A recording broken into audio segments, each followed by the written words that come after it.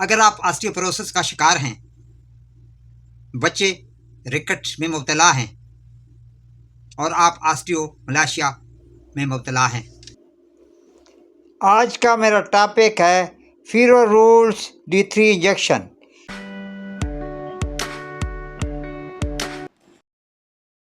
इसमें जो इंग्रेडिएंट शामिल है वो है कॉल्सिफिरोल 5 mg पर ml। इसे तख्लीक किया है फोकस एंड रूल्स फार्मा ने। मुनासिब कीमत है और हर अच्छे मेडिकल सेंटर से ये बासानी दस्तयाब है। इसके क्या क्या बेनिफिट हैं और यानी इसके क्या क्या यूजेस हैं। अगर किसी वजह से हमारे जिस्म में विटामिन D3 की कमी हो जाए तो इस कमी की वजह से हमें मुख्तलिफ मसाइल का सामना करना पड़ता है। जिन कंडीशन में इसे इस्तेमाल कराया जाता है उनमें हड्डियों से मुताल्लिक मसाइल आ जाते हैं, जिनमें सरफरस्त ऑस्टियोपोरोसिस है। इसमें हड्डियाँ कमज़ोर होना शुरू हो जाती हैं, उनकी डेंसिटी कम होना शुरू हो जाती है और वो वीक हो जाती हैं, खोखली और भुरभुरी हो जाती हैं। तो इस कंडीशन में फीरो रूल्स D3 इंजेक्शन को इस्तेमाल करवाया जाता है। रैकेट, इसके अलावा इसे बच्चों की एक बीमारी है जिसे रैकेट कहते हैं। बच्चों में विटामिन D3 की वजह से उनकी टांग की हड्डियां टेढ़ी होना शुरू हो जाती हैं, तो ऐसी कंडीशन में फिरोल्स को इस्तेमाल करवाया जाता है।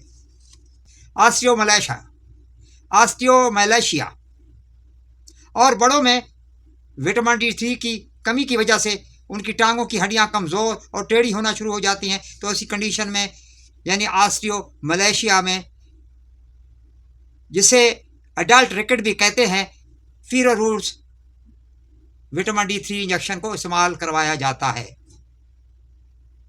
जॉइंट पेन, इसके अलावा इसका इस्तेमाल जॉइंट पेन में किया जाता है। आपकी हड्डियां विटामिन D3 की कमी की वजह से कमज़ोर होती हैं, उसकी वजह से आपको जॉइंट में दर्द होना शुरू हो जाता है, तो इसमें इसे इस्तेमाल करवाया जाता है। प्रेगनेंसी, हमला ख़वातीन में भी इसका इस्तेमाल करवाया जाता है।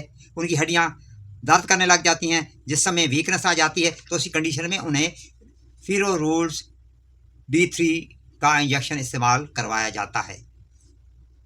लैक्टेशन, वो औरतें जो बच्चों को दूध पिला रही होती हैं, दूध पिलाने की वजह से उनके जिस्म में कमज़ोरी आ जाती है, उनकी हड्डियों में दर्द होना शुरू हो जाता है, तो इस कंडीशन में उन्हें इसे इस्तेमाल करवाया जाता है। इसके अलावा आपकी कुव्वत मुदाफ़त को ये बढ़ाता है, इम्यूनिटी में इजाफा करता है, आपके दिल की सेहत के लिए बहुत ज़रूरी है। यह आपके दिल को सेहतमंद रखने में मदद करता है। वो लोग जिनको डायबिटीज़ का आज़ा लाक है तो उनके लिए ये काफ़ी मुफीद है। इंसुलिन की रेगुलेशन में ये मुआविन होता है। दिमागी सेहत के लिए भी ये नहायत मुफीद है। यह आपको डिप्रेशन, टेंशन और दिमागी थकावट से महफूज रखता है। अब बात करते हैं साइड इफ़ेक्ट की। आपको उल्टियाँ आ सकती हैं, मतली हो सकती है, आपको थकावट महसूस हो सकती है, सर में दर्द हो सकता है, आपके खून में कैल्शियम की मिकदार बढ़ सकती है, आपको प्यास लग सकती है। अब बात करते हैं इसकी डोज की।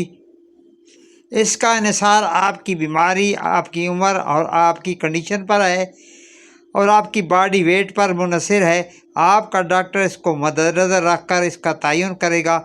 इसे लेने से पहले अपने डॉक्टर से एडवाइस करा लें। बग़ैर एडवाइस के इसे मत इस्तेमाल करें।